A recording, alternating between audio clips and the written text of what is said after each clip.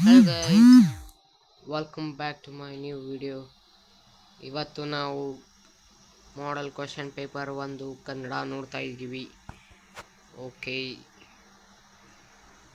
ಈಗ first question, ವರ್ಗೀಯ ವ್ಯಂಜನದ ಪಂಚಾಕ್ಷರಗಳಿವು? Option A ಅನುನಾಸಿಕಗಳು, ಸರಿಯಾದ ಉತ್ತರ.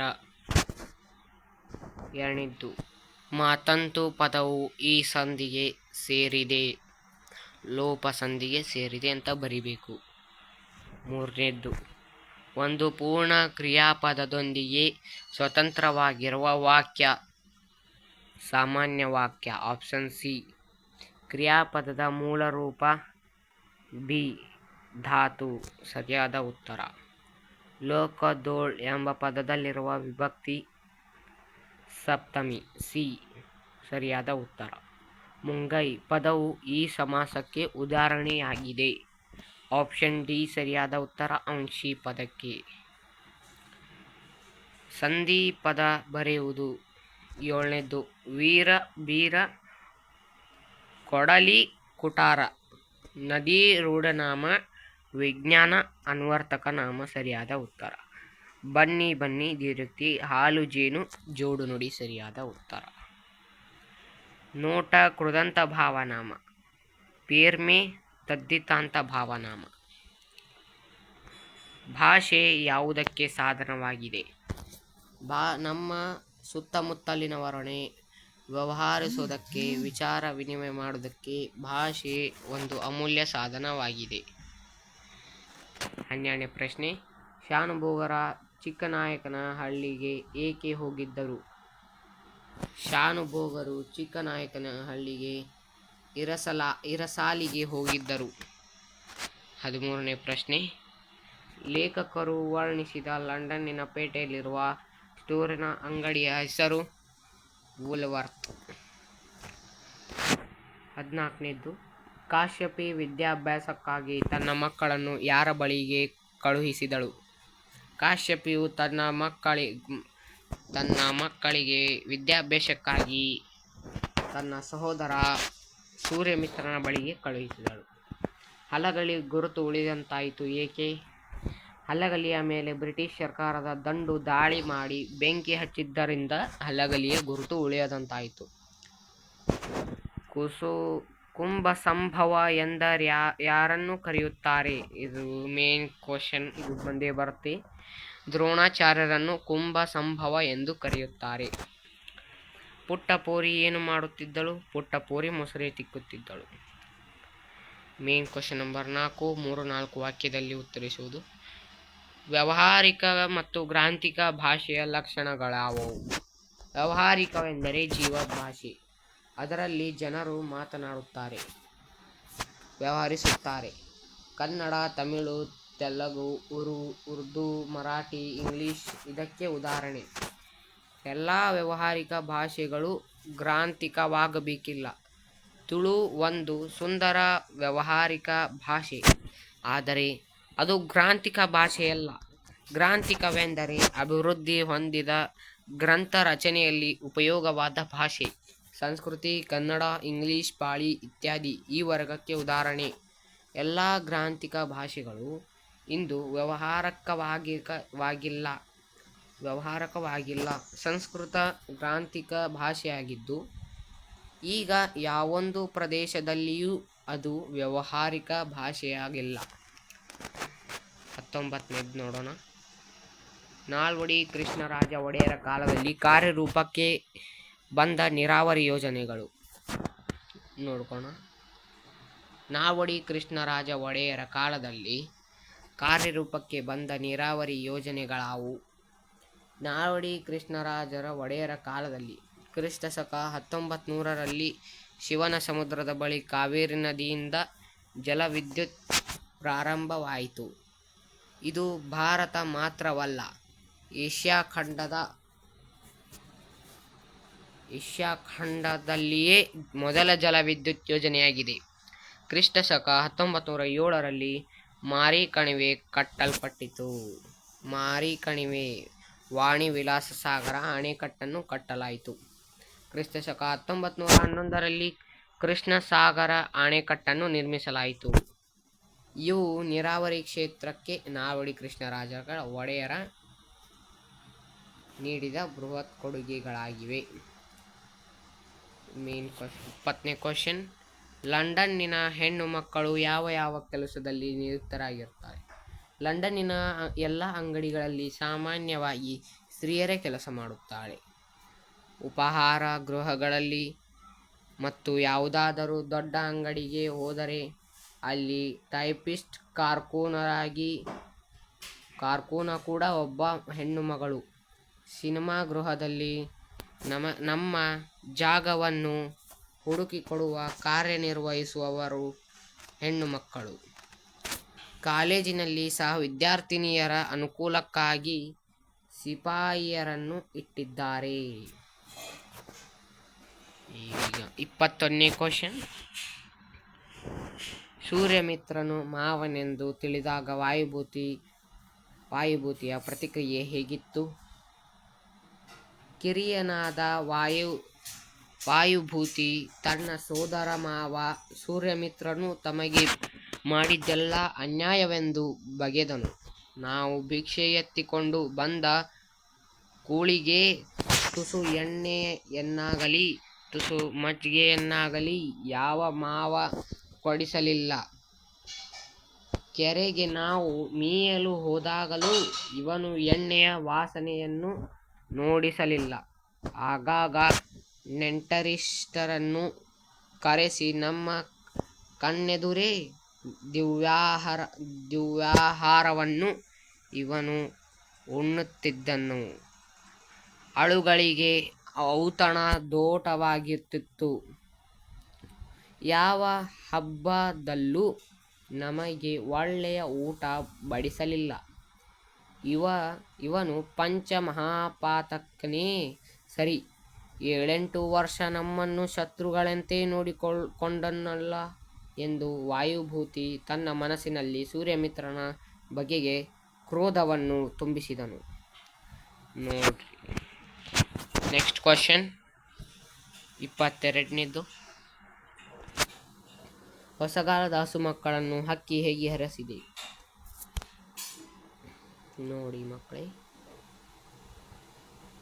ಕಾಲವು ಯುಗಗಳ ಹಣೆಬರಹವನ್ನು ಅಳಿಸಿ ಹಾಕಿ ಹೊಸತನವನ್ನು ಹಣೆಬರಹವನ್ನು ಬರೆದು ಎಲ್ಲರಿಗೂ ಬದಲಾವಣೆಯಾಗಲು ಒಳ್ಳೆಯ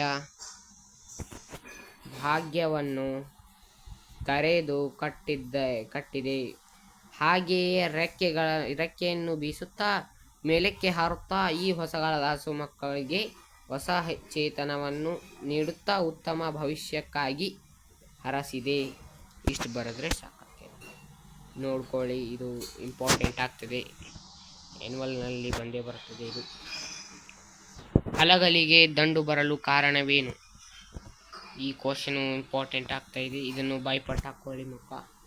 ಹಲಗಲಿಯ ಬೇಡರಾದ ಪೂಜೇರಿ ಹನುಮ, ಬ್ಯಾಡರ ಬಾಲ, ರಾಮನ ಜಡಗ ಇವರುಗಳು ಬ್ರಿಟಿಷ್ ಸರ್ಕಾರ ಹೊರಡಿಸಿದ್ದ ನಿಶಸ್ತ್ರೀಕರಣ ಎಂಬ ಆದೇಶವನ್ನು ವಿರೋಧಿಸಿ ತಮ್ಮಲ್ಲಿರುವ ಆಯುಧಗಳನ್ನು ಕೊಡಲು ಒಪ್ಪದೆ ದಂಗೆ ಎದ್ದರು. ಈ ದಂಗೆಯನ್ನು ಹತ್ತಿಕಲ್ಲು ಬಂದ ಕಾರ್ಕೂನನ ಕಪಾಳಕ್ಕೆ ಹೊಡೆದು ಸಿಪಾಯಿಗಳನ್ನು ಹೊಡೆದುರುಳಿಸಿದನು. ಇದರಿಂದ ಕೋಪಗೊಂಡ ಕೊಂಕಣಿ ಸರ್ಕಾರದ ಅಧಿಕಾರಿಗಳು ಹಲಗಲಿಯ ಬೇಡರ ದಂಗೆಯನ್ನು ಬಗ್ಗಿ ಬಡಿಯಲು ದಂಡ ಕರೆಯಿಸಿದರು. ನೋಡ್ರಿ ಮಕ್ಕಳ, ದಂಡನ್ನು ಕರೆಸಿದರು ನೋಡ್ರು. ಭಗತ್ ಸಿಂಗನ ತಾಯಿಯ ಕಣ್ಣುಗಳಿಂದ ನೀರು ಧಾರಾಕಾರವಾಗಿ ಹರಿಯಲು ಕಾರಣವೇನು? ಎಲ್ಲ ಮಕ್ಕಳು ಸಂಜೆ ಶಾಲೆಯಿಂದ ಬಂದಿದ್ದರು. ಆದರೆ 12 ವರ್ಷದ ಬಾಲಕ ಭಗತ್ ಸಿಂಗ್ ಮಾತ್ರ ಮನೆಗೆ ಬಂದಿರಲಿಲ್ಲ. ಅವನ ತಂದೆ ತಾಯಿಯರಿಗೆ, ಕುಟುಂಬದ ಇತರ ಸದಸ್ಯರಿಗೆ ಬಹಳ ಆತಂಕವಾಯಿತು. ಸಂಜೆ ತಡವಾಗಿ ಮನೆಗೆ ಬಂದಿರಲಿಲ್ಲ. ಅವನ ತಂದೆ ತಾಯಿಯರಿಗೆ ಬಂದ ಭಗತ್ ಸಿಂಗನು ಕಂಡು ಅವನ ತಂಗಿ ಸಂತೋಷದಿಂದ ವಿರಾಜಿ ಬಂದ ಎಂದು ಕೂಗಿಕೊಂಡಳು. ಕತ್ತಲಾದರೂ ಮಗ ಮನೆಗೆ ಬಾರದೇ ಇದ್ದುದರಿಂದ ಆತಂಕಗೊಂಡಿದ್ದ ಆತನ ತಾಯಿಗೆ ಮಗನನ್ನು ಕಂಡು ಸಂತೋಷವಾಯಿತು. ಓಡಿ ಬಂದು ಮಗನನ್ನು ಅಪ್ಪಿದಳು. ಆಕೆಯ ಕಣ್ಣುಗಳಿಂದ ನೀರು ಧಾರಾಕಾರವಾಗಿ ಸುರಿದವು. ವಿವೇಕಾನಂದರ ದೃಷ್ಟಿಯಲ್ಲಿ ದೇಶದ ಪ್ರಗತಿ ಹೇಗೆ ಸ್ಥಿರವಾಗುವುದು? ವಿವೇಕಾನಂದರ ದೃಷ್ಟಿಯಲ್ಲಿ ದೇಶದ ಪ್ರಗತಿ ಸ್ಥಿರವಾಗಬೇಕಾದರೆ ದೇಶದ ಭಾಷೆಯಲ್ಲಿ ಜನರಿಗೆ ಭಾವನೆಗಳನ್ನು ನೀಡಿದರೆ ಅವರ ವಿಷಯಗ್ರಹಣ ಮಾಡಿಕೊಳ್ಳುವವರ. ಆದರೆ ಅವರಿಗೆ ಮತ್ತೊಂದು ಅವಶ್ಯಕತೆ ಇದೆ. ಇದು ಸಂಸ್ಕೃತಿಯ. ನಾವು ಅವರಿಗೆ ಈ ಸಂಸ್ಕೃತಿಯನ್ನು ಕೊಡುವ ತನಕ ಅವರ ಪ್ರಗತಿ ಸ್ಥಿರವಾಗಲಾರದು. ಅಂದರೆ ಸಂಸ್ಕೃತಿ ಮಾತ್ರ ಅಪಘಾತವನ್ನು ಸಹಿಸಬಲ್ಲದ್ದು. ಕೇವಲ ಜ್ಞಾನರಾಶಿಗೆ ಅದನ್ನು ಎದುರಿಸುವ ಶಕ್ತಿಯಿಲ್ಲ. ಸಂಸ್ಕೃತಿಯು ರಕ್ತದಲ್ಲಿ ಹರಿಯಬೇಕು. ಆಗ ಮಾತ್ರ ದೇಶದ ಪ್ರಗತಿ ಸ್ಥಿರವಾಗುವುದು. ಇದು ವಿವೇಕಾನಂದರ ದೃಷ್ಟಿಯಾಗಿದೆ. ಭಗತ್ ಸಿಂಗ್ ಭಗವಂತನಲ್ಲಿ ಶರಣಾಗುವ ಭಾವ ಅಕ್ಕ ಮಹಾದೇವಿಯ ವಚನದಲ್ಲಿ ಹೇಗೆ ವ್ಯಕ್ತಗೊಂಡಿದೆ ನೋಡ್ಕೊಳ್ಳಿ ಮಕ್ಕ. ಚಂದವನ್ನು ಕಡಿದು ಕೊರೆದು ತೆರೆದು ನೊಂದು ಅದು ತನ್ನ ಸುವಾಸನೆ ಬಿಡುವುದು. ಸುವರ್ಣವನ್ನು ಕಡಿದು ಅರೆದು ಬೇಯಿಸಿದರೂ ಕಳಂಕ ಹೊಂದುವುದಿಲ್ಲ. ಕಬ್ಬನ್ನು ಸಂದು ಕಡಿದು ಗಾಣದಲ್ಲಿಟ್ಟು ಅರೆದು ಪಾಕ ಮಾಡಿ ಅದು ಸಕ್ಕರೆಯಾದ ಮೇಲೆ ತಾನು ನೊಂದಿದ್ದ ಕಾರಣ ಸಿಹಿ ಬಿಡುವುದಿಲ್ಲ.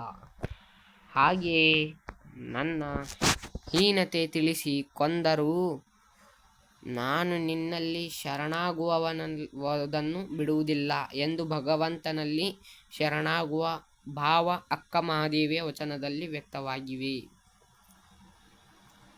ಪೈಗಳು ತಮ್ಮ ನೂಲ ಮದುವೆಯ ಸಿದ್ಧತೆ ಹೇಗೆ ನಡೆಯುತ್ತಿತ್ತು? ಪೈಗಳ ತಮ್ಮನ ನೂಲು ಮದುವೆಯ ದಿನ ಅಂಗಳದಲ್ಲಿ ಒಂದು ಕಡೆಯಲ್ಲಿ ಲಡ್ಡುಗಳಿಗೆ ಕಟ್ಟುತ್ತಿದ್ದರೆ ಮತ್ತೊಂದು ಕಡೆ ಅಂಗಡಿಗಳನ್ನು ಮಡಚುತ್ತಿದ್ದರು. ಬೇರೊಂದು ಕಡೆ ಸೇವೆಯನ್ನು ಒತ್ತುತ್ತಿದ್ದರು. ಹೀಗೆ ಇನ್ನೂ ಮುಂತಾದ ಸಿದ್ಧತೆಗಳಾಗುತ್ತಿದ್ದವು. ಇಷ್ಟು ಬರೆದ್ರೆ ಸಾಕು. ಕವಿ ಪರಿಚಯ ನೋಡಿಕೊಳ್ಳಿ. 3 ಮಾರ್ಕ್ಸಿಗೆ.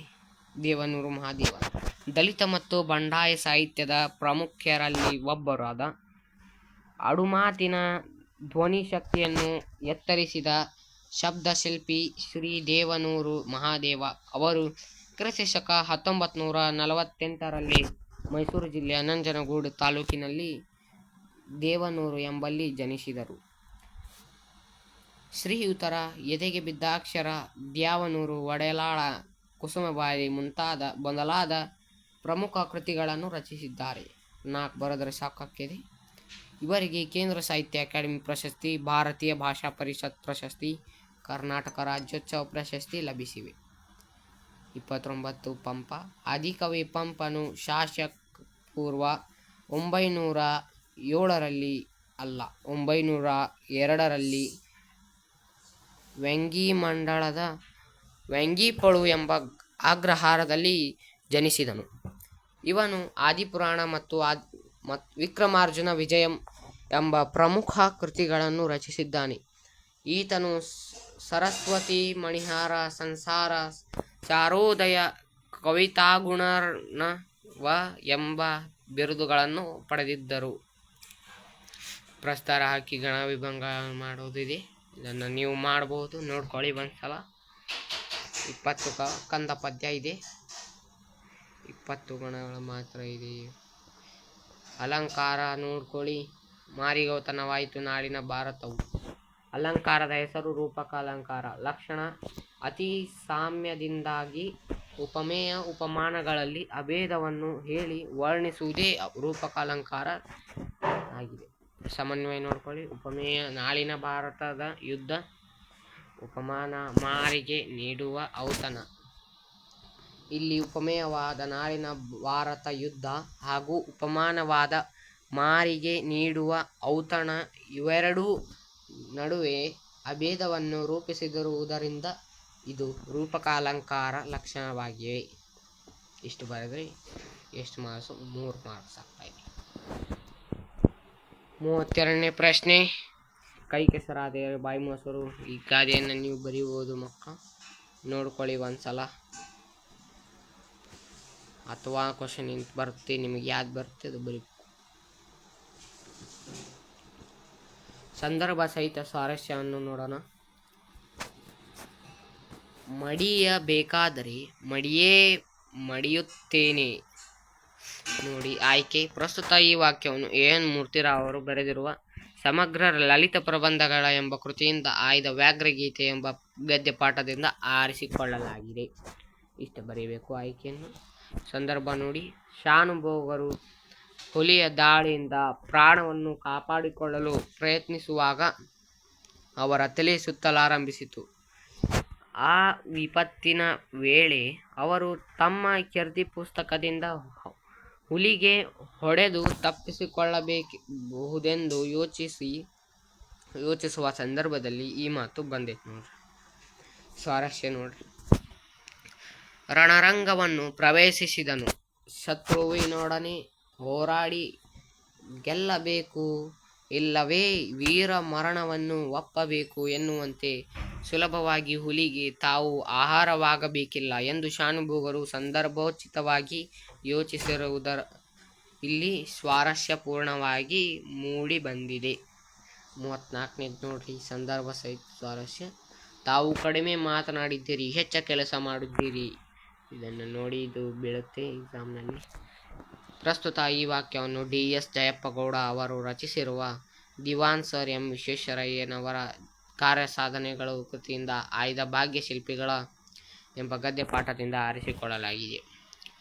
ಸಂದರ್ಭ ನೋಡಿ, ಸೆಪ್ಟೆಂಬರ್ 15, 1960ರಂದು ಸರ್ ಎಂ ವಿಶ್ವೇಶ್ವರಯ್ಯನವರ ಶತಮಾನೋತ್ಸವ ಬೆಂಗಳೂರಿನಲ್ಲಿ ಆಚರಿಸಲಾಯಿತು. ಈ ಸಮಾರಂಭಕ್ಕೆ ಮುಖ್ಯ ಅತಿಥಿಗಳಾಗಿ ಆಗಮಿಸಿದ ಅಂದಿನ ಭಾರತದ ಪ್ರಧಾನಿ ಪಂಡಿತ್ ಜವಾಹರಲಾಲ್ ನೆಹರು ಅವರು ತಮ್ಮ ಭಾಷಣದಲ್ಲಿ ವಿಶ್ವೇಶ್ವರಯ್ಯನವರನ್ನು ಶ್ಲಾಘಿಸುತ್ತಾ ಈ ಮೇಲಿನಂತೆ ಮಾತನ್ನು ಹೇಳಿದ್ದಾರೆ. ಸ್ವಾರಸ್ಯ ನೋಡಿ, ವಿಶ್ವೇಶ್ವರಯ್ಯನವರ ಕೈಗೊಂಡ ಸಾಧನೆಗಳ ಅವರು ಬಗ್ಗೆ ಮಾತನಾಡುತ್ತಿದ್ದವು. ಸದಾ ಮೌನವಾಗಿದ್ದ, ನಡೆದು ತೋರಿಸಿದ ವ್ಯಕ್ತಿತ್ವ ಅವರದಾಗಿತ್ತು. ಅವರಿಂದ ಭಾರತೀಯರ ಕಲಿಯುವುದು ಬಹಳಷ್ಟಿದೆ ಎಂದು ನೆಹರು ಅವರು ಹೇಳಿದ್ದು ವಿಶ್ವೇಶ್ವರಯ್ಯನವರ ವ್ಯಕ್ತಿತ್ವವನ್ನು ಸ್ವಚ್ಛಗೊಳಿಸುವುದು ಇಲ್ಲಿ ಸ್ವಾರಸ್ಯವಾಗಿದೆ. 35ನೇದು, ಯುದ್ಧಕ್ಕೆ ಹೋದ ತನ್ನ ಮಗ ಕಣ್ಣುಗಳಂತೆಯೇ ಇವೆಯಲ್ಲ. ಯುದ್ಧಕ್ಕೆ ಹೋದ ತನ್ನ ಮಗನ ಕಣ್ಣುಗಳಂತೆಯೇ ಇವೆಯಲ್ಲ. ನೋಡ್ಕೊಳ್ಳಿ ಆಯ್ಕೆ. ಪ್ರಸ್ತುತ ಈ ವಾಕ್ಯವನ್ನು ಸಾರಾ ಅಬೂಬಕ್ಕರ್ ಅವರು ಬರೆದಿರುವ ಚಪ್ಪಲಿಗಳು ಕೃತಿಯಿಂದ ಆಯ್ದ ಯುದ್ಧ ಎಂಬ ಗದ್ಯಪಾಠದಿಂದ ಆರಿಸಿಕೊಳ್ಳಲಾಗಿದೆ. ಸಂದರ್ಭ, ತನ್ನ ಮಗನೇ ಬರೆದಿರುವಾತ ತಮ್ಮವನಲ್ಲ. ಶತ್ರುಗಳ ಕಡೆಯವನು, ತಮಗೆ ತಮ್ಮ ದೇಶಕ್ಕೆ ದ್ರೋಹ ಬಗೆಯುವವನ ಎಂದು ಮುದುಕಿಯು ತಿಳಿದಾಗ ಆಕೆಯ ಕಣ್ಣುಗಳು ರೋಷದಿಂದ ಕ್ಷಣ ಕಾಲ ಕೆರಳಿದವು. ನಂತರ ಬಾಗಿಲು ಬಳಿ ಸಮೀಪಿಸುತ್ತಾ ಆತನ ದಯನೀಯ ನೋಟದ ಮುಖ ನೋಡಿದಾಗ ಯುದ್ಧಕ್ಕೆ ಹೋದ ತನ್ನ ಮಗನ ನೆನಪಾಗಿ ಮುದುಕಿಯು ತನ್ನಲ್ಲೇ ಈ ಮಾತನ್ನು ಹೇಳಿಕೊಳ್ಳುತ್ತಾಳೆ. ಪಾಠ ಓದಿದರೆ ನಿಮಗೆ ಗೊತ್ತಾಗುತ್ತೆ ಮಕ್ಕಳ. ಈಗ ಸ್ವಾರಸ್ಯ ನೋಡೋಣ. ಕಷ್ಟದಲ್ಲಿದ್ದರೂ ತನ್ನ ಸೊಸೆಯ ಪ್ರಾಣ ಉಳಿಸಿದ ರಾಹೀಲನಲ್ಲಿ ಮುದುಕಿಯ ತನ್ನ ಮಗನನ್ನು ಕಾಣುವ ಭಾವವು ಆಕೆಯಲ್ಲಿರುವ ಮಾತೃವಾತ್ಸಲ್ಯವನ್ನು ಸ್ವಾರಸ್ಯಪೂರ್ಣವಾಗಿ ಕೈಗೊಳಿಸಿದ್ದೆ. ನೋಡಿ ಇಲ್ಲಿ ನೋಡಿ, ಲಕ್ಷ್ಯಗಳನ್ನು ಇಲ್ಲೇ ಇಟ್ಕೋರಿ. ಮಾಡೆಲ್ ಕ್ವಶನ್ ಪೇಪರ್ ಅಲ್ಲೇ ರಿಪೀಟ್ ಆಗ್ತಾ ಇರ್ತವೆ ಕ್ವಶನ್ಗಳು. ತೇಲಿಸಿ ಮುಳುಗಿಸಿ ಖಂಡಗಳ ನೋಡಿ 36 ನಿಂತಿದ್ದು. ಪ್ರಸ್ತುತ ಈ ವಾಕ್ಯವನ್ನು ದ.ರಾ ಬೇಂದ್ರೆಯವರು ಬರೆದಿರುವ ಗರಿ ಎಂಬ ಕವನ ಸಂಕಲನದಿಂದ ಆಯ್ದ ಹಕ್ಕಿ ಹಾರುತ್ತಿದೆ ಎಂಬ ನುಡಿದರ ಪದ್ಯಪಾಠದಿಂದ ಆರಿಸಿಕೊಳ್ಳಲಾಗಿದೆ. ಕಾಲ ಸಂದರ್ಭ ನೋಡಿ.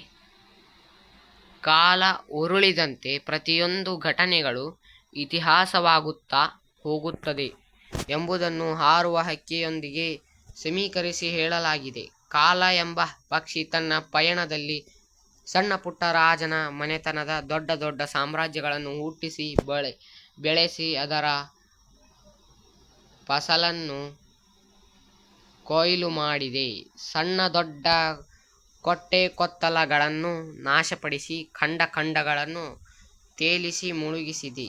ತಾನೇ ಸಾರ್ವಭೌಮ ಎಂದು ಮರೆಯುತ್ತಿದ್ದವರು ನೆತ್ತಿಯನ್ನು ಕುಕ್ಕಿದೆ ಎಂದು ಹೇಳುವ ಸಂದರ್ಭದಲ್ಲಿ ಈ ಮಾತು ಬಂದಿದೆ. ನೋಡ್ಕೊಳ್ಳಿ. ಸ್ವಾರಸ್ಯ: ನಿಸರ್ಗದ ಹೊಂದಾಣಿಕೆಯಂತೆ ಕಾಲ ಉರುಳುತ್ತದೆ.